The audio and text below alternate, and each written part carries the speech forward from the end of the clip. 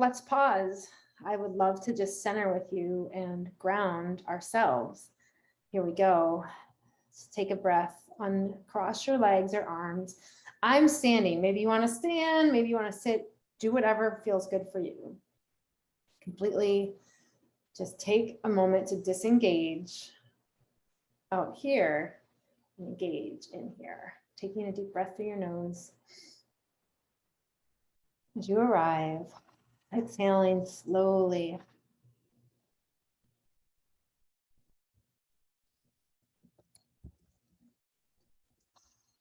Feeling your feet on the ground, feeling your feet opening up underneath the ground, underneath your feet to the ground, I should say.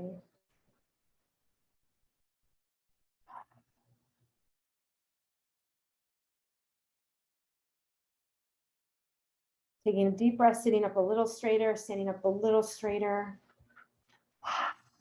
Exhale. Yes, keep going on your own at your own pace.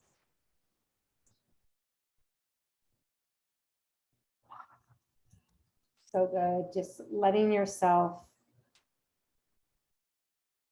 welcome in whatever is here for you today.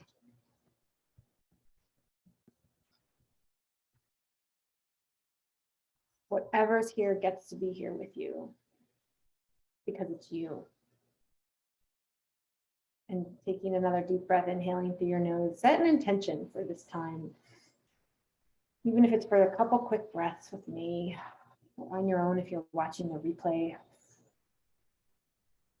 Opening your eyes, you close them.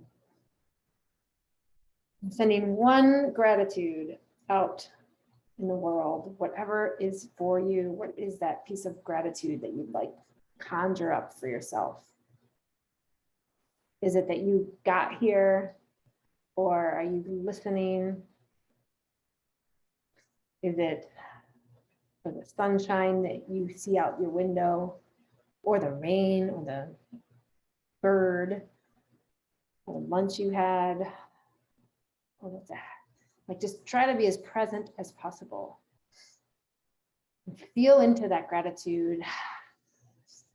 How does that allow your body in sensations? Do you feel warmer? Does your heart slow down? Does your chest expand? Does your breathing relax? Does your shoulders drop? You smile. Whew. Thank you so much for that. And I'm wondering, who feels different? I feel different. I feel so different, actually. And just a fun fact about gratitude, and you let me know if you know this, but when we allow ourselves to practice gratitude, it's retraining our brain to focus on what? The positive and not the negative, not the criticky things that feel like they creep in and not really serve us. Yeah. So give me a like or a heart or anything if you relate to that and you're up for more positive attention training for your brain. Let's do it. Speaking of which, so our topic today, and I wanted to talk about this because I don't talk a lot about brand, but I think it's a really relevant thing, especially, in the work world. We're coming back to work, potentially hybrid situation, or maybe you're out of work and you're looking for a job or transitioning, but how do you confidently craft your personal brand? How do you confidently craft it? Because here's the thing, we all know that we have a brand. We just don't maybe know what others perceive it as, right? So how can we step into that confidence of knowing who you are, right? Who are you? And share your story, share who you are authentically and in what feels aligned and safe for you to share. That's the other thing, right? You don't want to put yourself out there with some crazy thing that might have just happened last month that you're not quite over, right? Like, and you want to keep it in a place that feels aligned with your audience, right? So I'm curious if you're watching this, if how are you feeling about your personal brand? I'd love to know, how do you feel about your personal brand? Just type it into the chat. Like, maybe a scale of 1 to 5, 5 being like I got it. I've been working on this a lot and I know what to say, or maybe a 1 where it's like, I totally don't know where to start. I used to know this and now it's that, and I need some help. And maybe right in the middle, like I think I know it, but I'm not quite sure. I need a little reassurance. I need to test this out. I'm shifting what I work on, so on and so forth. Personal brand is your how you are perceived in the world. Seth Godin, I want to say, said this, or maybe both of them said this at some point, but every interaction is an opportunity for your brand. Every interaction, right? So that's you saying hi in the hallway, or IMing someone and saying hello, or being curious, or not doing anything and avoiding, right? So every interaction is an opportunity for you to share your personal brand. So just think about that for a second. Recently, I shared my narrative in a social media post. Maybe you've done some version of that. You've shared an obstacle or a struggle or just a victory. Anything really goes. Was something that I've said many, many times in my talks. So I'll do a talk and share my story, especially if it was a longer type of keynote or something like that, like something where I share a longer version of my story. And a lot of times, maybe I'm doing a training or it's an hour-long talk, and I have like 5 minutes to share my story. So I don't get into all those details. But when you have a post, you get to go as detailed as you want, right? So I put it all out there. I put out everything, kind of no holds bar on some of the details that maybe I even haven't shared yet, right? And so I can tell you, maybe you've done something similar, right? Where you've shared a story on your sleeve and felt vulnerable. I felt pretty exposed and vulnerable, even though this happened 10 plus years ago to me, even though it was something that I've mentioned many times, dozen times over. It just felt different to write it down and share it publicly on social media, right? So that's hard. And so that to me was a statement of my personal brand, right? So I paused and then I went back to work and I felt all these different things and I learned a whole bunch of tools and off I went. And a lot of times when we're in our stories, just like we kind of did in our pods, it's really easy to stay stuck on what doesn't work or the bigger parts of that story that you focused on, right? But the key is where and how do you make it yours in a way that feels good, right? And that's where the confidence comes in, because we can all tell our brand, but if we feel mucky in it or guilty or shameful, then you're not doing yourself any favors. This is not of service to you, right? So the key is, how do you step into that confidence and know that your story matters? Because all of our stories matter. Your story matters. Your brand matters. So type that into the chat. My story matters. And that's you matter, right? That's like a yearning, a key yearning that has been met when you tell your story. And like when you take the risk to share it, whether it's a writing paper or in the elevator, like we may or may not be in elevators yet, but you know what I mean. If you're walking down the street or you meet someone at a event and they're like, well, what do you do? So that's an opportunity to confidently craft your personal brand. And it goes a long way. Like, why would you want to do that? I would get to be known a little better, right? Maybe I get to be seen. I get to be understood. You get to be understood. So these are the benefits of sharing. And then people can support you and they can look out for you and they can know more about what you're about and maybe strike up a conversation that really matters and is helpful. And who knows, it could become a lifelong, long-lasting connection because you were vulnerable and shared your brand. And the tool that I want to introduce today, how you look at this, is actually from what I studied at the Wright Graduate University, which they've taken, they've borrowed it from I think a whole concept from Dan McAdams, but it's called the redemptive narrative. What's a redemptive narrative? Well, think about redemption, right? Like, what do you think of when you hear that word, redemption? For me, when I first heard it, I was like, I'm not sure what it means, but I think it means, how do I feel good about what I'm doing? How do I feel good again about what my story is? So that is what the whole premise is of a redemptive narrative. The idea is that you tell your story in a way that feels meaningful and authentic, but you're actually using whatever was in your path, whether it was an upset or a learning or a mistake or a victory, and you build it into like, how did this help me? How did this serve me? And so that's the power of a redemptive narrative. And I think I invite this concept into personal brand because really that's what our personal brands are. And they can be so potent and powerful when you share what obstacles you've overcome in that brand, I think, right? When you hear someone and they talk about some challenge that they overcame, how do you feel when you hear it? Are you more inclined to listen, or do you like tune out and you're like, I don't want to know about that? Chances are, my guess is it's actually it's like way more exciting and enticing to hear someone who's got something to share about their redemptive self. Okay, so how do we do that? What does that look like for personal brand? So think about your story, and remember, and all this would be to confidently craft your brand. Step one is take a piece of paper and then write down all the things you're known for. What do you want to be known for, and what are you known for? I would just make a big list, like a brain dump. You could do it in a Google Doc. You could do it in a piece of paper, like a notebook next to your desk. But what do you want to be known for, and what are you known for? And if you don't know, what a great conversation starter, right? Like who could you ask in your proximity? Maybe it's a family member. They might have a little different take, right? If they don't see you in the work world, but that's okay. It could be your kids. Like, what do you like mom for? Maybe you're generous. Maybe you give great hugs, right? Like that would be your family brand, believe it or not. And then in the workplace, like maybe there's a trusted ally you have that you could ask. So the idea is to just get a sense of that, because that's pretty much what your brand is right now. And then if there's nothing on that list, if there's anything on that list that you would like to have but isn't, that is what you aspire to be, right? So then you could write down what are the values you have that maybe aren't already on there. So maybe that's caring. And, maybe no one mentioned that, and you are a caring person. Maybe it's humor, right? Maybe it's quick on my feet. It could be anything. So now you've got like this solid, authentic list of your traits. So I would check out this list and review it, read it, and take it in, right? Again, this is a skill to practice focusing on the positive. And you might be like, oh, I don't really do that great, right? Whatever it is, allow your brain to shut off the negative or the neutral, because remember that a redemptive narrative is building on all your successes and even the obstacles that you've overcome.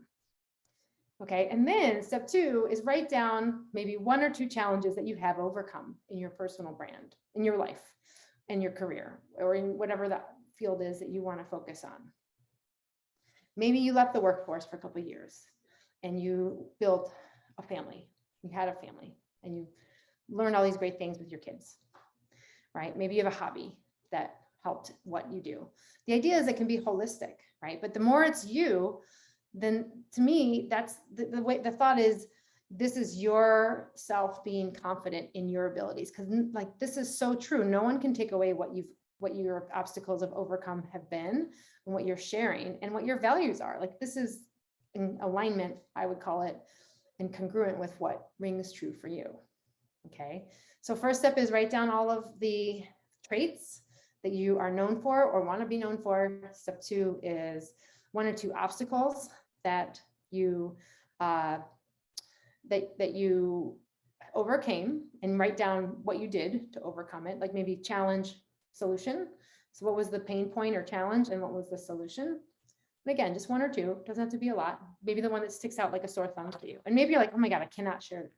If you're one of those, if that's already occurred to you, like, I can't share that. Here's the invitation. Play with it. So even if you are saying that to yourself, I would like you to think about it like this. Remember growth mindset. That's challenging, but I'll give it a try.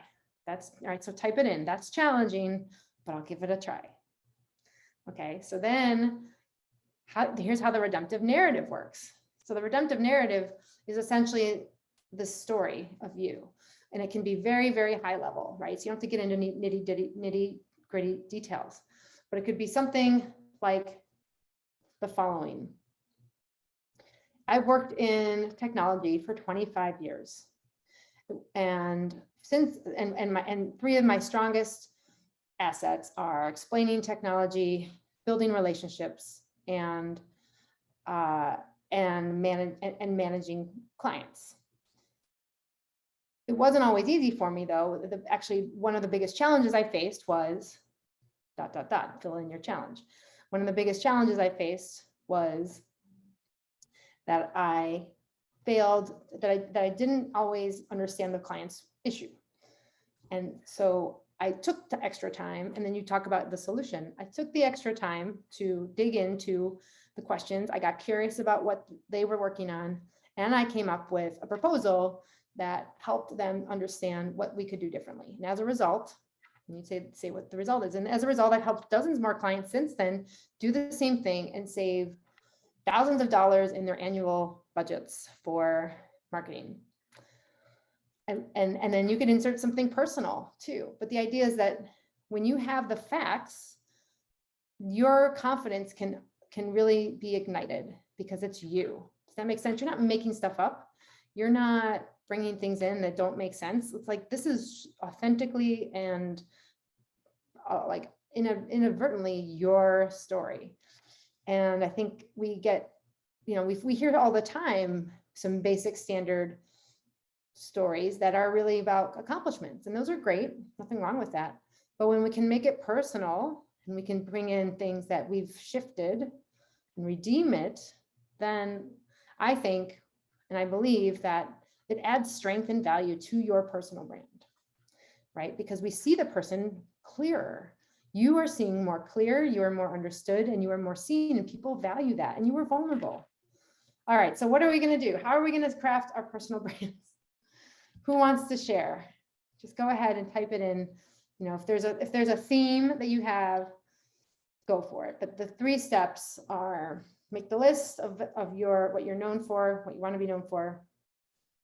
What are 1 or 2 challenges you overcame, and what was the solution? What was the pain? What was the solution?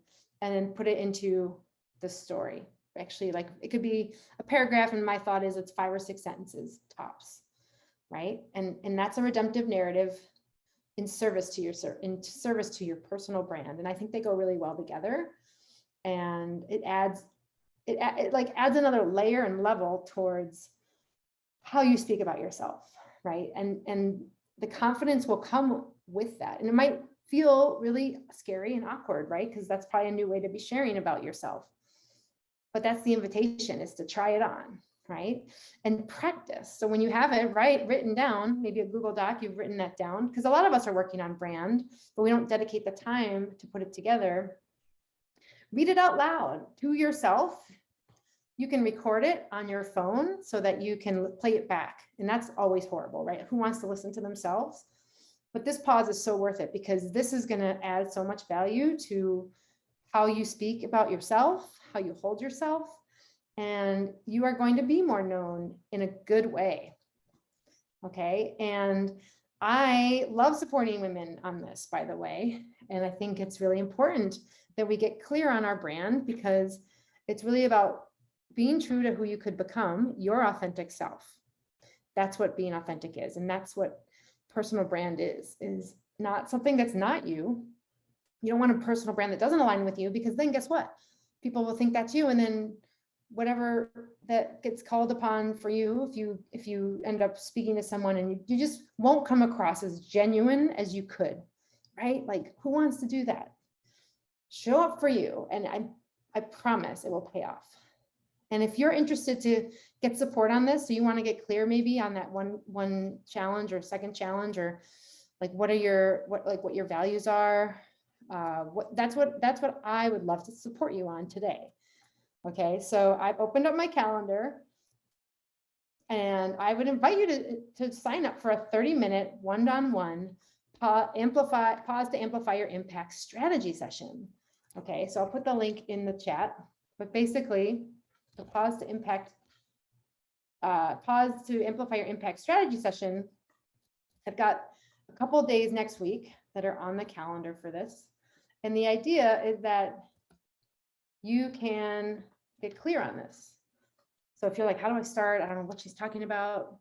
Redemptive narrative, like, I guess that would help me, but like, what does that even mean?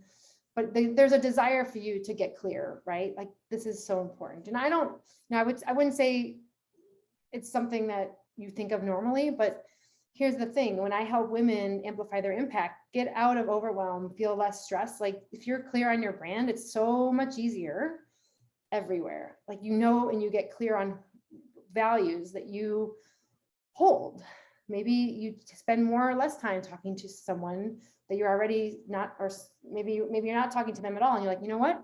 I actually have a lot in common with this person. I probably should reach out and say hi. And maybe we schedule a coffee or a Zoom, whatever works these days.